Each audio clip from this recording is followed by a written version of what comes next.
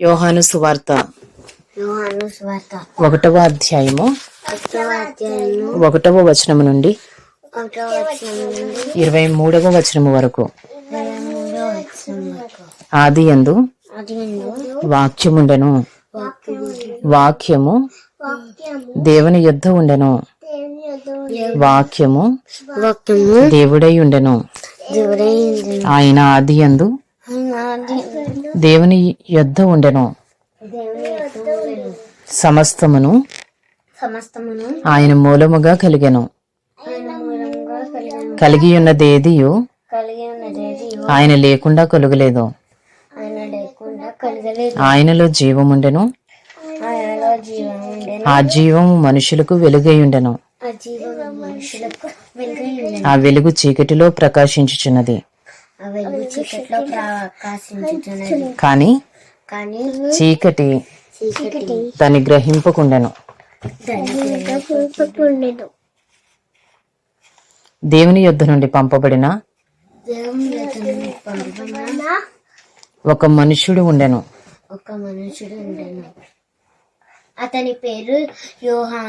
అతని పేరు యోహాను. అతని మూలముగా అందరూ విశ్వసించినట్లు అతడు ఆ వెలుగును గూర్చి సాక్ష్యం ఇచ్చుటకు సాక్షిగా వచ్చెను. అతడు ఆ వెలుగై ఉండలేదు గాని ఆ వెలుగును గూర్చి సాక్ష్యం ఇచ్చుటకు అతడు వచ్చెను. నిజమైన వెలుగు ఉండెను,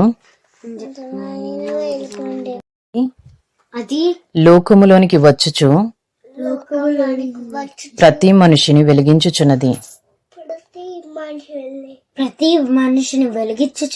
ఆయన లోకములో ఉండెను, లోకం ఆయన మూలముగా కలిగెను గాని లోకం ఆయనను తెలుసుకొనలేదు. ఆయన తన స్వకీయుల యొద్దకు వచ్చెను, ఆయన స్వకీయులు ఆయనను అంగీకరింపలేదు. తన్ను ఎందరు అంగీకరించిరో వారికి అందరికీ, అనగా తన నామమునందు విశ్వాసముంచిన వారికి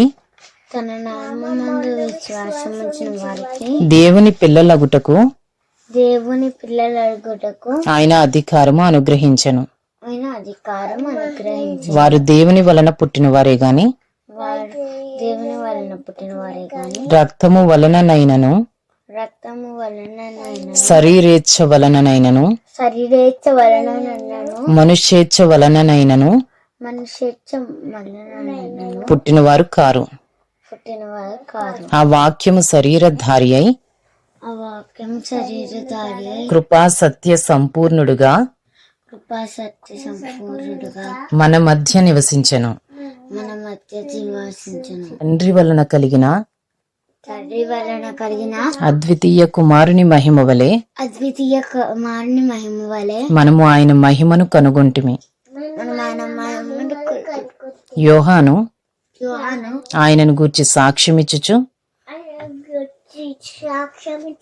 నా వెనుక వచ్చువాడు నాకంటే ప్రముఖుడు గనుక ఆయన నాకంటే ముందటి వాడు ఆయననియు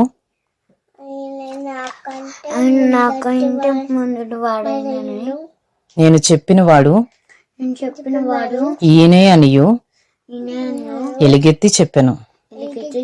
ఆయన పరిపూర్ణతలో నుండి మనమందరము కృప వెంబడి కృపను పొందితిమి. ధర్మశాస్త్రము మోషే ద్వారా అనుగ్రహింపబడెను, కృపయు సత్యమును యేసుక్రీస్తు ద్వారా కలిగెను. ఎవడును ఎప్పుడైనను దేవుని చూడలేదు. తండ్రి రొమ్ముననున్న అద్వితీయ కుమారుడే ఆయనను బయలుపరచను. నీవెవడవని అడుగుటకు యూదులు యెరూషలేము నుండి యూదులు యెరూషలేము యాజకులను యాజకులను లేవీయులను లేవీయులను యోహాను నొద్దకు పంపినప్పుడు యోహాను పంపినప్పుడు అతడిచ్చిన సాక్ష్యం ఇదే. అతడిచ్చిన సాక్ష్యం ఇదే. అతడు ఎరుగననక అతడు ఎరుగనక ఒప్పుకొనెను. ఒప్పుకొని క్రీస్తును కానని ఒప్పుకొనెను. క్రీస్తుని కాలని కాగా కాగా వారు వారు మరి నీవెవరవు? మరి నీవెవరు? నీవు ఏలీయావా నువ్వు ఎలీయావా అని అడుగగా అని అడుగగా అతడు కానెనెను. కానేనను. నీవు నీవు ఆ ప్రవక్తవా ప్రవక్తవా అని అడుగగా అని అడుగగా కానని ఉత్తరమిచ్చెను. కానని ఉత్తరం. కాబట్టి వారు కాబట్టి వారు నీవెవరవు? నీవెవరు? మమ్ము పంపిన వారికి మమ్మల్ని పంపిన వారికి మేము ఉత్తరం ఇయ్యవలను గనుక మేము ఉత్తరం ఇవ్వాలను కనుక నీవేమి చెప్పుకొనుచున్నావని నువ్వేమి చెప్పుకొనుచున్నావని అతనిని అడిగిరి. అతని అడిగి అందుకతడు అందుకతడు ప్రవక్త అయిన యెషయా చెప్పినట్టు ప్రవక్త అయిన యెషయా చెప్పినట్టు నేను ప్రభు త్రోవ సరళము చేయుడి ప్రభువుతో సలాలం చేది అని అని అరణ్యములో కాకవేయ ఎలుగెత్తి చెప్పు ఇలిగిచ్చి చెప్పు ఒకని శబ్దము ఒకని శబ్దము అని చెప్పెను. అని చెప్పను. యోహాను సువార్త 1వ అధ్యాయము 24వ వచనం నుండి 24వ వచనం నుండి 46వ వచనం వరకు. 46వ వచనం వరకు. పంపబడిన వారు పరిసయ్యులకు చెందినవారు. వారు నీవు క్రీస్తువైనను ఏలీయావైనను ఆ ప్రవక్తవైనను కాని ఎడల ఎందుకు బాప్తిస్మం ఇచ్చుచున్నావని అతనిని అడుగగా యోహాను నేను నీళ్లలో బాప్తిస్మం ఇచ్చుచున్నాను గాని నేను నీళ్ళల్లో బాప్తిస్మం ఇచ్చుచున్నాను గాని నా వెనుక వచ్చుచున్నవాడు వచ్చినవాడు అగ్నిలో ఇచ్చును బాప్తిస్మం. మీ మధ్య ఉన్నాడు, మీరు ఆయన ఎరుగరు. ఆయన చెప్పుల వారును విప్పుటకైనను నేను యోగ్యుడను కానని వారితో చెప్పెను. యోహాను బాప్తిస్మం ఇచ్చుచున్న యోర్దాను నదికి ఆవలనున్న బేతనీలో ఈ సంగతులు జరిగెను. మరునాడు యోహాను యేసు తన యొద్దకు రాగా చూచి ఇదిగో లోక పాపమును మోసుకుని పోవు దేవుని గొర్రెపిల్ల నా వెనుక ఒక మనుషుడు వచ్చుచున్నాడు,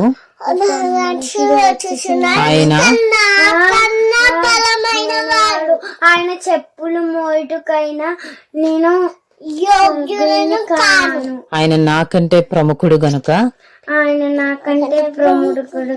నాకంటే ముందటి వాడు ఆయనని నేనెవరిని గూర్చి చెప్పితనో ఆయనే ఈయన నేను ఆయన నెరుగనైతిని గాని ఆయన ఇశ్రాయేలుకు ప్రత్యక్షమగుటకు నేను నీళ్లలో బాప్తిస్మం ఇచ్చుచు వచ్చితినని చెప్పాను. మరియు యోహాను సాక్ష్యం ఇచ్చుచు ఆత్మ పావురము వలె ఆకాశము నుండి దిగివచ్చుట చూచితిని. ఆకాశము నుండి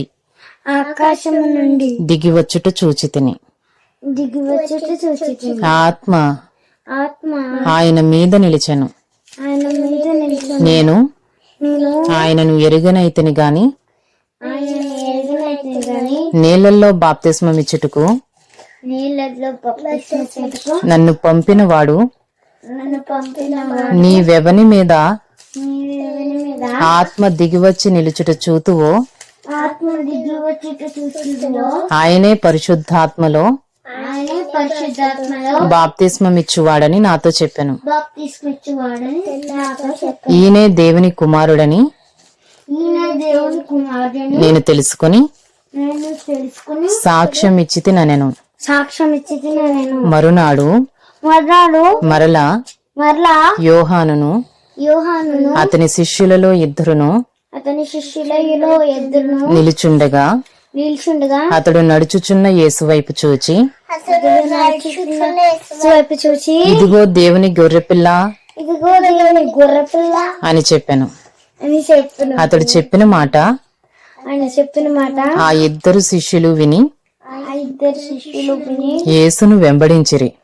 యేసును వెంబడించి యేసు వెనుకకు తిరిగి యేసు వెనుకకు తిరిగి వారు తన్ను వెంబడించుట చూచి వారు తను వెంబడించి చూసి మీరేమి వెతుకుచున్నారని మీరేమి వెతుకుతున్నారని వారిని అడుగగా వారిని అడగగా వారు నజరైన యేసుని వెతుకుతున్నాను రబ్బీ రబ్బీ నీవు ఎక్కడ కాపురమున్నావని నీవెక్కడ కాపురం ఉన్నావని ఆయనను అడిగిరి. ఆయనను అడిగిరి. రబ్బీ అను మాటకు రబ్బు అనే మాటకు బోధకుడని అర్థము. బోధకుడని అర్థము. వచ్చి చూడుడని వచ్చి చూడుడని ఆయన వారితో చెప్పగా ఆయన వారితో చెప్పగా వారు వెళ్లి వారు వెళ్లి ఆయన కాపురమున్న స్థలము చూచి ఆయన కాపురం ఉన్న స్థలము చూసి ఆ దినము ఆ దినము ఆయన యుద్ధ బస చేసిరి. ఆయన యుద్ధ బస చేసి అప్పుడు పగలు పగలు రమారమి రమారమి 4 గంటల వేళ ఆయను. 4 గంటల వేళ ఆయన యోహాను మాట విని యోహాను మాట విని ఆయనను వెంబడించిన ఇద్దరిలో ఆయన వెంబడించిన ఇద్దరిలో ఒకడు సీమోను పేతురు యొక్క సహోదరుడైన ఒకడు సీమోను పేతురు సహోదరుడైన ఆంద్రియా. ఇతడు మొదట తన సహోదరుడైన సీమోనును చూచి సీమోనుని చూచి మేము మెస్సియను కనుగొంటిమని అతనితో చెప్పి యేసునొద్దకు అతని తోడుకుని వచ్చెను. మెస్సియా అను మాటకు అభిషక్తుడని అర్థము.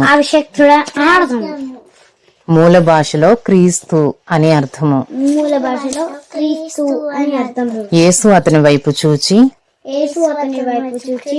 నీవు యోహాను కుమారుడైన సీమోనువు, కుమారుడైన సీమోనువు, నీవు కేఫా అనబడుదు అని చెప్పెను. కేఫా అను మాటకు రాయి అని అర్థము. మరునాడు ఆయన గలిలయకు వెళ్ళగోరి ఫిలిప్పును కనుగొని నన్ను వెంబడించుమని అతనితో చెప్పెను.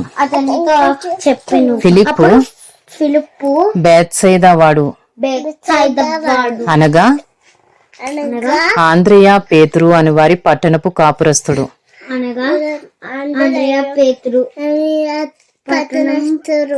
ఫిలిప్పు నతనయేలును కనుగొని